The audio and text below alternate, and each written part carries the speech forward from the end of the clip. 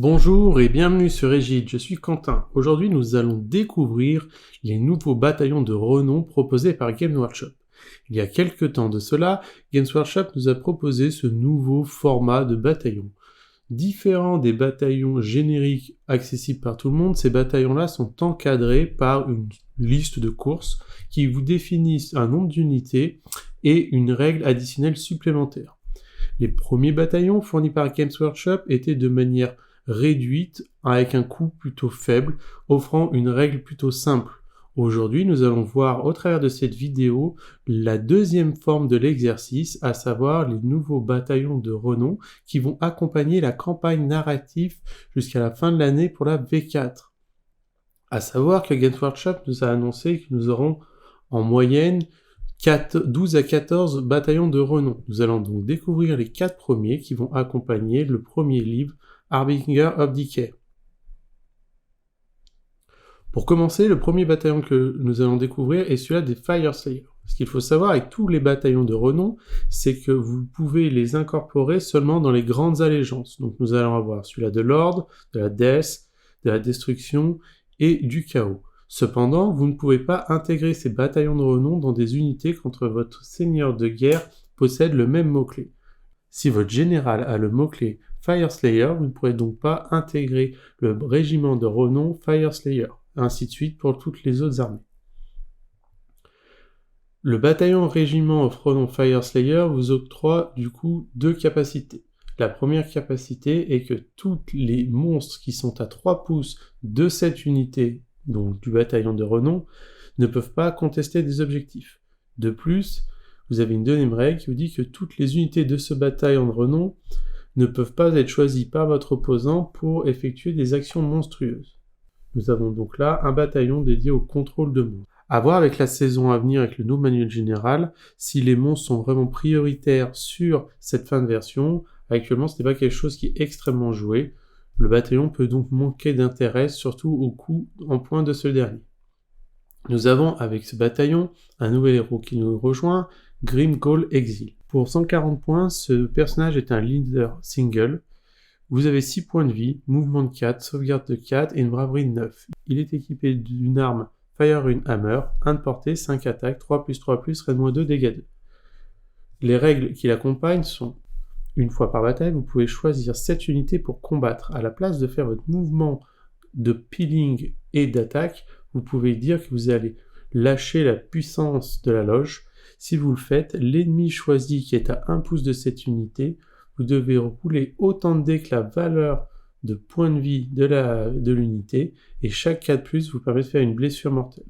Extrêmement puissante contre tout ce qui va être des unités avec beaucoup de points de vie. Nous savons tous que le 4+, est soumis à craquage. Vous pouvez très facilement dépasser la valeur moyenne. Et si jamais vous restez stat, vous pouvez, avec une unité qui fait quand même 140 points, faire la moitié de la valeur de points de vie d'un monstre.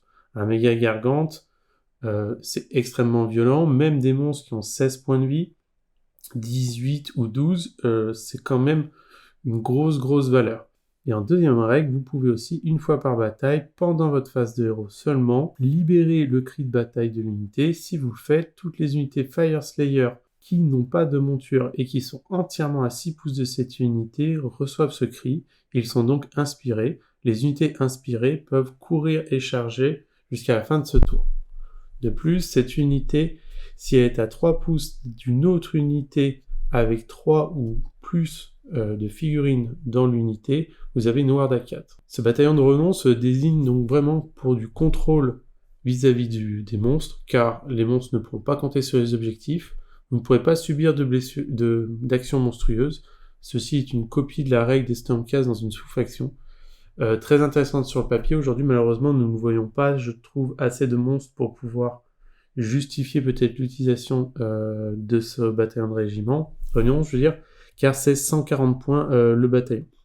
Le bataillon est composé donc du héros, de 5 Auric Horseward, de 5 Orgward Berserker et des 10 Vulkid Berserker, avec Firesteel and Axe. Pour moi, 540 points pour ça, c'est un peu compliqué. Par contre, le héros seul, aujourd'hui, dans une armée Fyreslayer ou en allié, a de l'intérêt.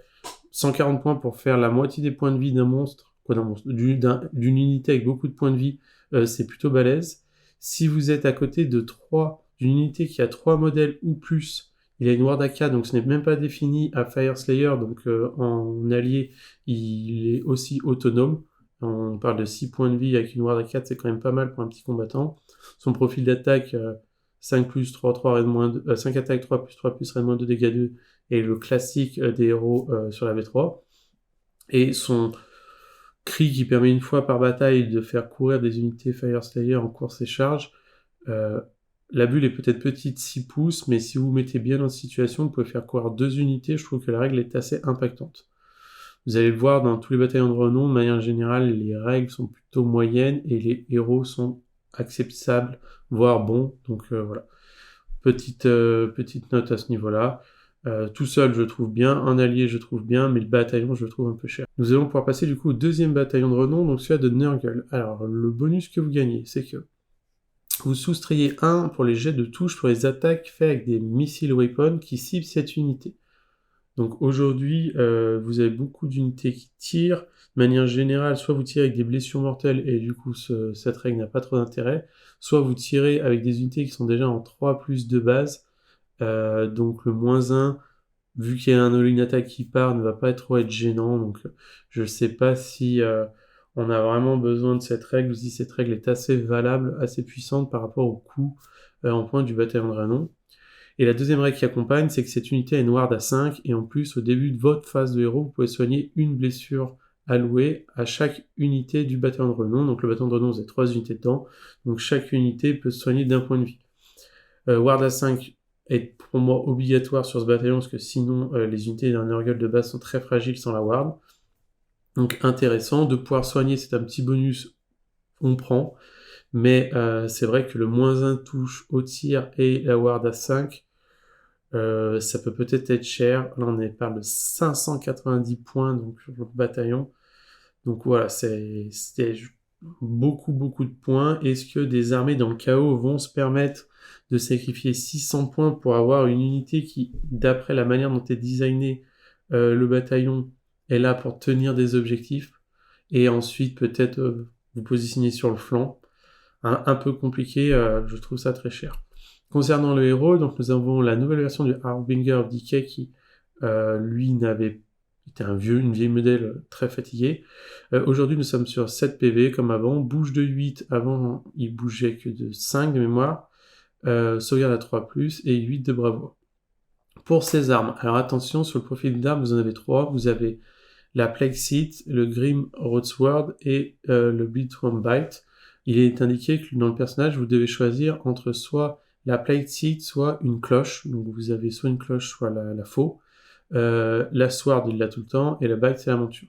Si vous prenez la faux, vous avez 2 attaques, portée 2 en 3+, 3+, raid -2, dégâts 3. Donc on est content d'avoir du raid -2, dégâts 3, mais que sur 2 attaques, c'est très faible, donc je sais pas si on ira choisir spécialement la fausse, que c'est pas un gros combattant, et l'épée, 2 attaques, 3+, 3+, raid -1, dégâts des 3, pareil, c'est que 2 attaques, c'est assez faible. Le poney, 4-4, sans raid dégâts 1, c'est plutôt standard. Du coup, la première règle qui va avec ce héros, c'est qu'au début de phase de combat, ou début de phase de Battle Shock, vous choisissez unité à 3 pouces, et vous roulez un dé. Sur chaque sur un 3+, l'unité ne peut pas recevoir ou donner d'ordre dans cette phase. Donc très intéressant pour la phase de combat, parce que pas d'attaque en règle, pas de défense en règle ou autre, mais surtout très intéressant pour la phase de morale, où l'unité ne pourra pas s'inspirer de présence. Aujourd'hui, on sait que le moral est très important suite à la létalité. On a énormément de formes pour bloquer le moral, des sorts persistants, des actions monstrueuses, des choses comme ça. Donc là, c'est une autre carte dans votre main que Nurgle n'a pas spécialement et qui vous permettra du contrôle. Le peut-être souci avec ça, c'est que vous êtes 7 PV en save à 3, ward à 5, c'est bien, mais est-ce que votre personnage pourra rester longtemps engagé, je sais pas. Et si jamais, du coup, vous n'avez pas pris la faux en arme, mais plutôt la cloche, donc là, vous avez une fois par bataille, à votre phase de héros à vous pouvez faire sonner la cloche, et du coup, ça affecte toutes les unités ennemies à 14 pas. Ces unités sont terrifié, on va dire. Et du coup, vous retirez un mouvement de caractéristique de toutes ces unités, un à la course de toutes les unités et un à la charge de toutes ces unités. La zone de 14 est assez grande, c'est pas mal. Moins un mouvement, moins un course, moins un charge, c'est plutôt bien. Est-ce que aujourd'hui, cette capacité de cloche, une fois par partie, vaut son coup en points? On parle d'un héros à 190 points. Je sais pas, je trouve ça intéressant dans une optique de contrôle, mais est-ce que c'est suffisant? On voit qu'aujourd'hui, on a des armées comme OCR qui vous mettent -3 à la charge. En Slanesh, vous avez les capacités pour diviser la course, le mouvement, la charge par 2. Voilà, je trouve que c'est peut-être un petit peu léger. Après, vu que c'était accessible par tout le chaos grâce au bataillon de renom, vous voulez peut-être pas quelque chose de trop fort, mais vous pouvez toujours le prendre en allié dans certaines armées. Donc, à voir, en tout cas, ça conforte l'idée d'avoir un bataillon contrôle. Voilà. Et surtout, ce qui est très important, c'est que ce héros est prêtre. Du coup, vous avez accès à une prière. Donc, sa prière c'est sur du 3, portée de 14, un ennemi à portée, et vous lancez pas de dés en fait, vous soustrayez la valeur du round actuel à la braverie de votre adversaire jusqu'à votre prochaine phase de héros. Donc tour 1, -1, c'est pas exceptionnel, mais par contre, à partir du tour 2, 2 de bravoure, ça commence à être balèze, 3, 4, c'est plutôt fort, mais une fois de plus, je sais pas si ce héros, vous allez avoir la capacité de le protéger pour qu'il vive jusqu'au tour 3, tour 4, pour qu'il puisse réussir sa prière. Voilà, ça peut être un peu compliqué, mais malgré tout, ça permet d'avoir un nouvel outil en Nurgle qui n'avait pas un prêtre, et surtout, ça permet de donner un prêtre à presque tout le chaos, ce qui est très intéressant pour pouvoir jouer contre les armées qui ont des prêtres.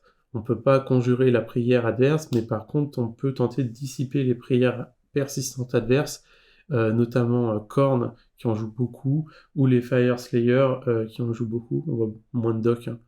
Mais voilà, donc ça peut être intéressant à prendre en compte. Après, on parle quand même de 190 points. C'est beaucoup. Je sais pas s'il sera intégré dans toutes les unités. Et vu que c'est un prêtre, il a quand même accès aux prières génériques. Donc il pourra prendre cœur si jamais on a besoin. Le bataillon, c'est 590 points, comme je vous disais. Donc dedans, vous avez le héros. Vous avez 5 Putrid Blight King et 2 Pussygoyle Blight Lord, donc les mortels sur mouche. Là aussi, je me pose la question de l'intérêt. Est-ce que les 5 Putrid Blight King, ils sont autonomes, ils sont plutôt bien grâce à la Ward à 5, mais aujourd'hui, on a quand même beaucoup d'outils pour passer au travers les Wards. Avant, ça existait très peu. Maintenant, c'est quand même récurrent. Donc, je suis pas convaincu que c'est autant de valeur que ça. Et les 2 mecs sur mouche, on les aime beaucoup en Nurgle dans la sous-faction des mouches pour pouvoir pré-move et avoir de l'impact.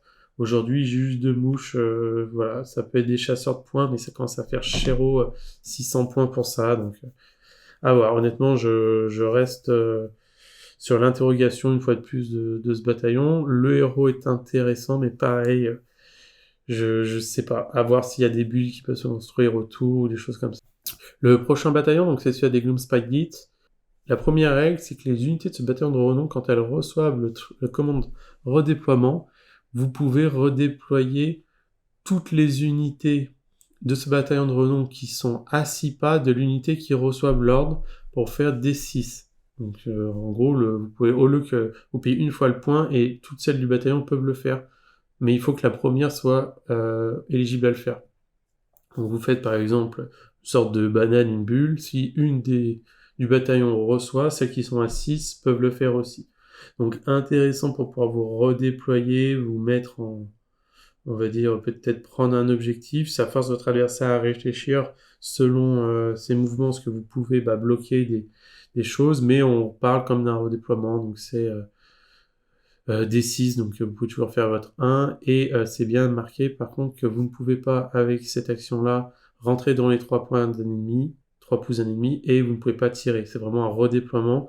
Les autres unités ne reçoivent pas l'ordre, font un mouvement de redéploiement, mais sont considérées comme ayant redéployé.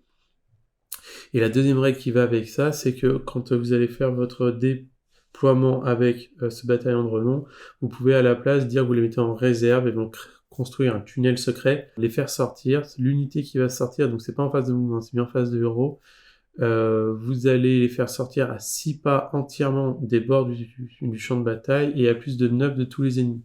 C'est un peu le même mécanique qu'on a en BOC. Intéressant pour pouvoir prendre un flanc sur les côtés. Après, votre adversaire peut, entre guillemets, facilement se prémunir de ça pour une Alpha Strike. Il est bien noté que ces unités ne peuvent pas bouger après avoir fait ça. Par contre, ce qui est intéressant, c'est que ça vous permet, vu que c'est en phase de héros, au début de phase de héros, d'interagir avec les règles de votre unité si cette dernière en a. Pareil, je me pose la question, on est sur 500 points, est-ce qu'on a envie de ça?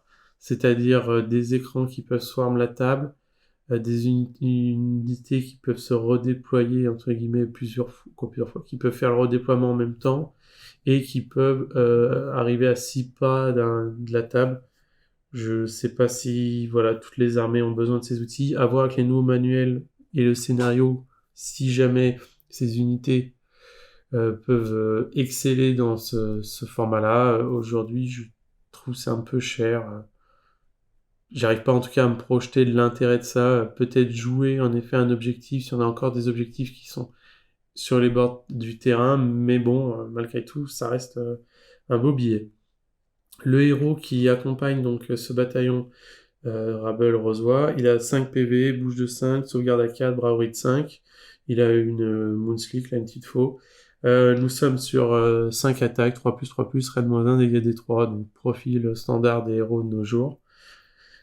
C'est pas un énorme combattant. Les règles qui vont avec, c'est une fois par bataille dans votre phase de tir, vous pouvez libérer les filets qu'il a avec lui, choisir 3 unités ennemies différentes, hein, vous pouvez pas faire 3 fois la même, à 12 pas, et ces unités subiront des 3 blessures mortelles.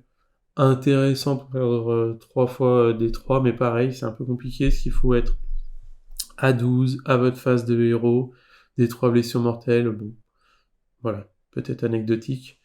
Après, c'est comme tout, si vous jouez 6 fois ce héros et que vous faites 6 fois des 3 blessures mortelles, ça peut être très intéressant, mais bon, je sais pas si c'est exceptionnel entre guillemets en termes de règles. Cette unité elle a aussi une ward à 4 quand elle est à plus de 6 pas des adversaires, donc difficile à être tué au tir au final ou à la magie. La ward à 4 c'est bien. Si par contre vous venez le chercher au corps à corps, bon bah, il perd sa ward et il va sûrement trépasser. Et du coup, la troisième règle que vous avez, c'est que l'unité avec cette capacité, donc qu'elle soit une ou plusieurs, peuvent choisir donc un monstre. Le monstre va gagner course et charge. Cependant, à chaque fois que vous allez finir un mouvement, donc que ce soit un normal move, charge move, excepté donc le peeling move, le monstre qui est sous laisse, entre guillemets, va devoir finir son mouvement le plus proche possible de la personne en laisse. Ce qui vous permet, c'est une sorte de garde-fou, je pense, d'encadrer ça, de donner cette capacité. Donc partez du principe que vous faites votre mouvement optimal, mais que à la fin du mouvement, vous devez prendre la mesure et rester le plus proche possible de l'unité en question. Je trouve la règle un peu étrange, qu'en fait, j'aime pas ces règles-là, parce que c'est sujet à interprétation. Qu'est-ce que c'est que le plus proche de la personne en laisse. Donc bien penser à faire bouger en premier votre héros et ensuite ce monstre-là. Voilà, c'est un peu compliqué. Par contre, ce qui est intéressant, c'est qu'en addition, le monstre qui est sous laisse, quand il a fini son mouvement, toutes les unités, un mouvement, donc phase de mouvement, ça fera rien, mais par contre phase de charge, vous allez le faire, et phase de peeling aussi, toutes les unités ennemies à 3 pas subiront D6 blessures mortelles. Donc le bonus est vraiment assez important, notamment par rapport à la manière dont je le lis, hein. En addition, each time l'unité finish a move, donc cette fois-ci il y a bien écrit move, c'est pas n'encadre pas peeling move à l'extérieur.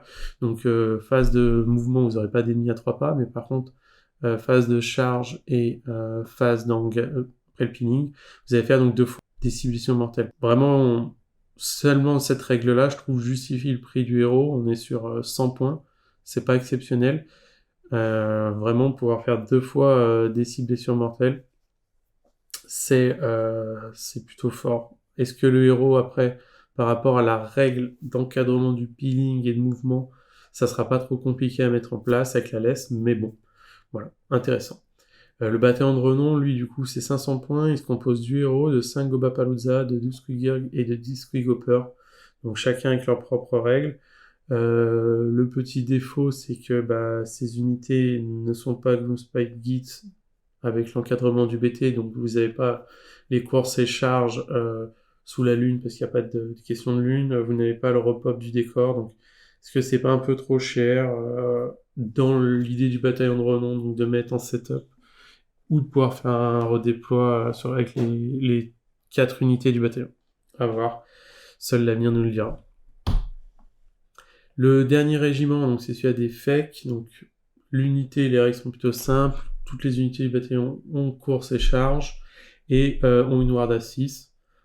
On va dire que c'était le minimum légal, la ward à 6, vu que c'est de la death. On aurait peut-être préféré une ward améliorée. Et course et charge, c'est toujours intéressant. On parle de 460 points. Donc le héros, 20 ghouls, 3 flayers, 3 horreurs.